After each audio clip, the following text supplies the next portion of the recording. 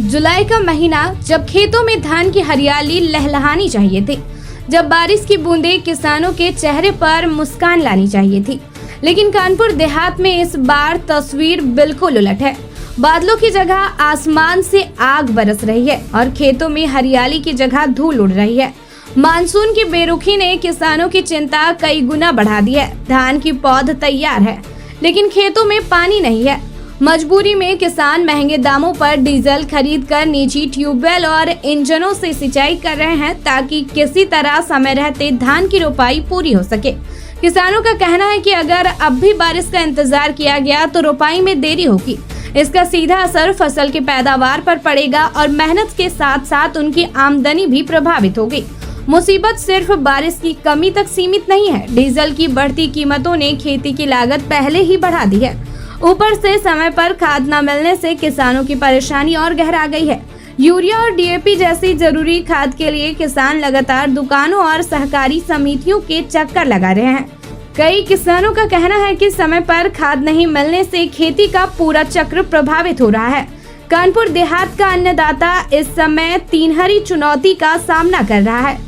एक और सूखी जैसी स्थिति, दूसरी ओर बढ़ती महंगाई और तीसरी ओर खेती के लिए जरूरी संसाधनों की समय पर उपलब्धता का संकट। अब किसानों की निगाहें सिर्फ आसमान पर टिकी है। उम्मीद है कि मानसून जल्द दस्तक देगा और खेतों में फिर हरियाली लौटेगी, क्योंकि अगर बारिश में और देरी हुई तो इसका असर सिर्फ किसानों की जेब पर नहीं, बल्कि आने वाली फसल और खाद्य उत्पादन पर भी पड़ सकता है। नमस्कार दोस्तों, मैं प्रमोद सिंह राजपूत, आप देख रहे हैं टाइम्स भारत। हम बात करते हैं जनपद कानपुर देहात रसूलाबाद क्षेत्र में इस समय मौजूद हूँ। किसानों के साथ मैं आया हूँ। यहाँ धान की रुपाई वगैरह चल रही है।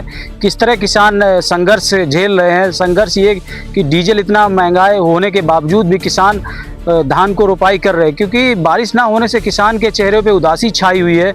और किसान हमारे साथ हैं, उनसे बातचीत करते हैं। क्या नाम है? हमारा नाम रामशंकर है।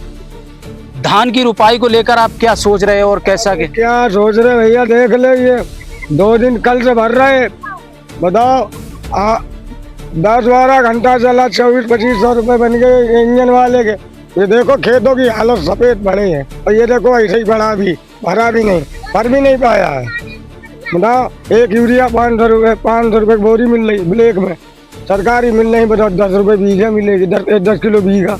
बताओ कहाँ लाओ, फार्मर रजिस्ट्री लाओ, फार्मर रजिस्ट्री का हो तो हमें बताऊँ नहीं है। बताओ क्या करे किसान। किसान की हालत ऐसी है कि बताओ 1-2 बीघा लगा लो, खिचड़ी खाइयो भरे भैया, बाद बाकी छोड़ दो भगवान भरोसे। और कहा है, बरसे तो लगाइए, नहीं बरसे तो फिर हटाओ, पेड़ सूखन लगी। बताओ क्या करो। ये देखो, ये डरे घास सब सूख गई है। ये कहा रही है, चले बताओ। बताओ यही हाल है। क्या किसान करे, मरीजे हारो। बताओ क्या करे। अगर ये लगाए 4-5 पानी लग गए तो बस खेल खत्म है। यूरिया 500 की बोरी, बताओ डाल चुके, 2 बोरी यूरिया डाल दी, वो 1000 रुपया हुई है। ये देख ले, लगेगी 400 रुपया भी, ये सब लगे। 7 पैसा है। बताओ ये संजक पहुँचे, लाओ ये पैसा दे दो, काट लेंगे। ना भैया हाथ लाएंगे। अब किसान परेशान, ऊपर देख लो, लपट चल रही पछे आओ, क्या करो, पूरा एरिया देख लो, सब दिखाए रहो, तो सूखो, लगाए रहो, इंजन भर लगाए रहो। किसान का आरोप भी है कि जो यूरिया सरकारी समिति पर आरोप लगाया है कि जो महंगी खाद वगैरह दे रहे हैं, जो सरकारी समिति के कई चक्कर लगा कर किसान परेशान होता है और टाइम से खाद भी नहीं मिलती है। अब देख रहे हैं अन्नदाता जब परेशान होगा तो कैसे काम चलेगा। और इधर सिस्टम के हिसाब से देखा किसानों की कितनी मेहनत पड़ रही है ये कार्य करते हुए। प्रमोद कुमार शिवम श्रीवास्तव के साथ।